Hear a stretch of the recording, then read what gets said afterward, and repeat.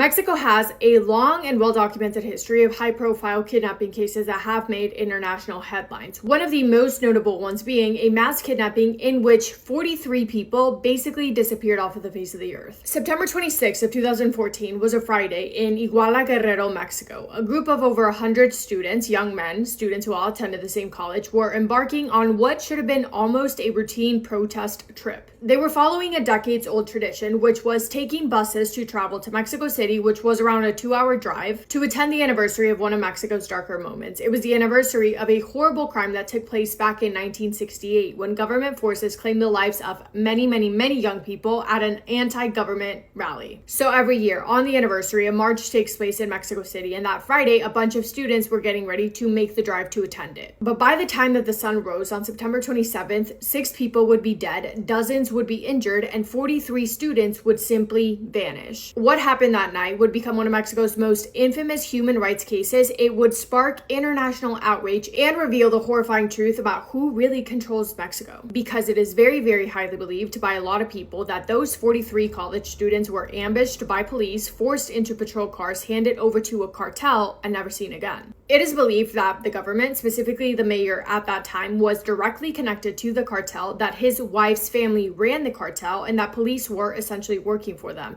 There's also evidence that the Mexican military knew what was happening and did nothing or worse. So the school that the students attended, it wasn't just any school. It was an all-male teacher training institution belonging to a network of rural teaching colleges established back in the 1920s, when Mexico launched a mass education plan to expand education throughout the country. These teacher colleges were scattered throughout Mexico, and students that attended to get an education and to become teachers. Many students came from different communities and impoverished backgrounds, and for them, these schools represented their only pathway to a better future. Now, the tradition of commandering buses might sound shocking to you if you have not heard about it before, but in Mexico, particularly in Guerrero, it is considered a well-known practice. Students would quote-unquote borrow commercial buses. They wouldn't rent them. They would just kind of take them with the understanding that the buses would eventually be returned, and they would use them to travel to these protests. It wasn't something that was necessarily allowed by authorities, but it was more so tolerated by them. It had been happening for years. On September 26, 2014, at around 6 p.m., more than 100 students from a teacher's college in Ayotzinapa left their campus to get ready to travel to Mexico City. They had 2 goals that evening: 1, to raise money for their upcoming trip, and 2, to find more buses. They had 2 that they had previously taken, but they needed more to be able to fit everyone who wanted to go. And again, these buses were not buses that they rented. People wouldn't ask for permission to use them. They would more so just find commercial buses and take them, or try to persuade or negotiate with someone who would let them take one. Earlier that afternoon, a group of students had attempted to take a bus but had been chased away by police officers. So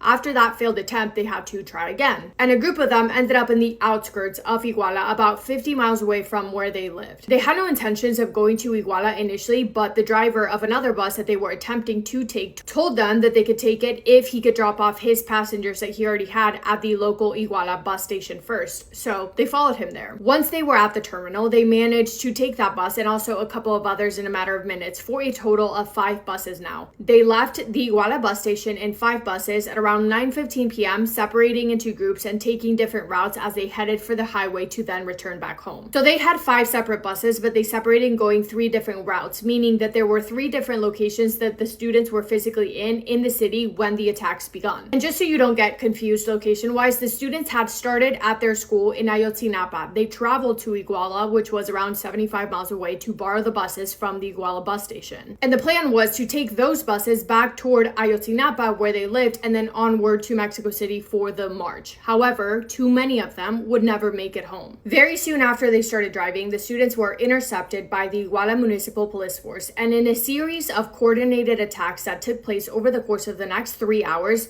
all 3 groups of students were ambushed by security forces in the area. The attacks were carried out primarily by the municipal police from Iguala, but the federal police, state police, and some of the Mexican army, they were also there, and they at times participated in what they were doing to the buses and to the students, which felt really weird because all of those different forces were there, almost as if they knew exactly when the buses were going to show up because they were there at the exact times that they needed to be at to stop them. The police opened fire on the buses. The windows were all shattered, the tires were punctured, the luggage compartments had been opened. Students started to scream, yell, some even tried to flee to save their lives, others tried to help their wounded classmates. It was pure and utter chaos. By the end of the night, students 18-year-old Daniel Solis Garrardo, 15-year-old Daniel Josue Garcia, and 18-year-old Israel Caballero Sanchez, 40-year-old Blanca Montiel Sanchez, who was a passenger in a taxi that was caught in the crossfire, and a bus driver by the name of Victor Manuel Lugo Ortiz, had all lost their lives. Another one, Aldo Gutierrez Solano, had suffered a horrible injury to his head and was left alone on the ground, found in a horrific condition, and later put in a coma with only a 20% chance of survival. Other students did manage to flee and escape the attacks alive. But a group of 43 students that had witnessed everything with their own two eyes, they were pushed and escorted into police vehicles and never seen again. It also wouldn't be until the next day, September 27th, that the body of another student, 22-year-old Julio Cesar, would be found in the middle of a busy street, making the total number of casualties 6. His face and his eyes had been torn off intentionally, his skull had also been fractured, and his organs had all been ruptured, and finding him in that way felt like the brutality was meant to send a message. The families of those 43 students declared them missing people. Families and surviving students immediately began trying to locate the missing students, going to jails and police stations, but having no luck. An investigation was opened, and that investigation became one of the most complex, twisted, and controversial investigations in Mexican history. Because again, even though it has never been confirmed and probably will never be, it is highly believed that what happened because of the relationship that the mayor and his wife had with the cartel and with the police. Mayor Jose Luis Abarca and his wife, Maria de Los Angeles Pineda Villa, have been referred to by locals as the imperial couple of Iguala. They ruled a city of 150,000 people with an iron fist, and they did not rule it alone. It is said that the mayor ran the city of Iguala like it was his own personal operation, that he and his wife were not just shady politicians, but also directly embedded with the cartel. Maria's brother were very high up in criminal organizations, aka very high up and very powerful in the cartel. And allegedly, the cartel groups that they were a part of were attempting to take over Iguala. And people believe that the mayor and his wife were essentially just a political cover for allowing and enabling the cartel's operations in the area. The cartel essentially ran the town of Iguala, with the mayor allegedly receiving payments of 2 to 3 million pesos every few weeks as a bribe to essentially allow the cartel to get away and do whatever they wanted. The cartel even decided who became a part of the police force, and the mayor basically allowed that, meaning that the local police officers were not just shady, they were actual cartel employees. Under Jose Luis Abarca's tenure, Iguala had changed. Quote, "Crime has just been terrible since Jose Luis Abarca took over. Iguala has never been like this before," end quote. An Iguala city councilwoman by the name of Sofia Mendoza knew firsthand just how dangerous the mayor was believed to be. She actually strongly believed that it was him who was responsible for the death of her husband, who was a political rival of his, who was killed in a very, very brutal way. Quote, "This man had so much power, there was little I could do. I just had to take it. I couldn't bear to look at him anymore." A witness even gave a statement to state prosecutors identifying the mayor as the person who killed Sofia's husband, but prosecutors did nothing. And it made the public feel like the mayor was untouchable. In a video released during the investigation, the mayor's own mother-in-law confirmed that he was on the cartel's payroll, receiving $155,000 a month, again, in exchange for basically allowing them to do whatever they wanted to do with no consequences. And the reason why people believe that the mayor and his wife ordered these attacks on the buses is because that night, on the night of September 26, his wife was giving a public speech announcing her political ambitions. The theory is that the mayor received word that a group of students who were protesting from Ayotzinapa were in the city and panicked, believing that they would disrupt his wife's event and publicly embarrass them both. He allegedly then picked up the phone and ordered the municipal police to stop the students by any means necessary. And because the police and the cartel worked together, stopping the students did not mean shooing them out. It meant handing them over. So once the police had the students in the buses, the cartel then took over and the students were never seen again. Just days after the students disappeared, on September 29th, the mayor, Jose Jose Luis Abarca gave a radio interview in which he said that he had no information about what happened, saying that he was at this event with his wife, that they went to an after party afterwards, and therefore he was busy dancing when the attacks took place. On September 30th, now 4 days after the students disappeared, Mayor Abarca and his wife asked the city council for a leave of absence. Neither was seen after that, reason being they had fled. The mayor and his wife had fled Iguala, which investigators said looked like the behavior of people who knew exactly what had happened and why they needed to disappear. They were arrested 39 days later, hiding out in Mexico City. Abarca was charged with ordering the attack on the students, and his wife was charged with ties to organized crime. But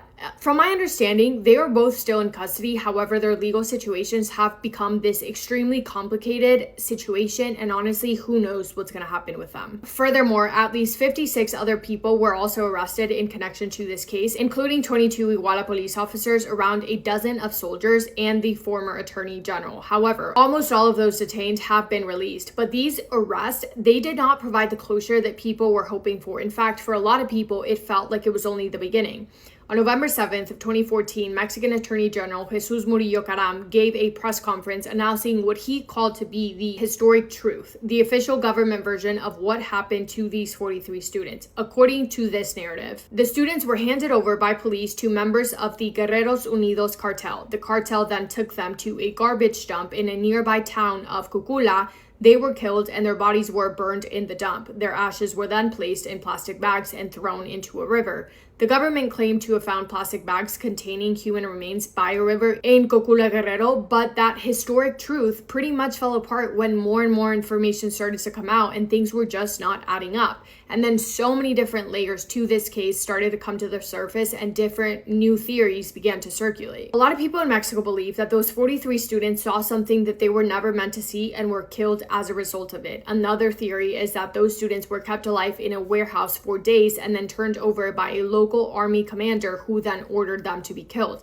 Another theory is that one of those buses that the students have taken was carrying a big shipment of illegal substances belonging to the cartel, that the students accidentally took it, and that the entire attack on them was just a cover-up designed to protect the movement of the substances that was going on and eliminate anyone who could identify what they found. But what really happened to those 43 students after they were taken remains officially unknown. Only one student, Alexander Mora Venecio, has been positively identified through remains. A possible match also exists for a second student, but the other 41 have never been found. Their families continue to fight for them, to search for them, to figure out what really happened to them, but it breaks my heart to say that all of these years later, there are still no answers. Yeah, there are so many different layers and theories and beliefs in this case that I hope I explained it in a way that makes sense. Heartbreaking nonetheless. But that is it from me today. Thank you for spending time with me today. I hope that you guys are having the best day. If not, go do something to make it the best day.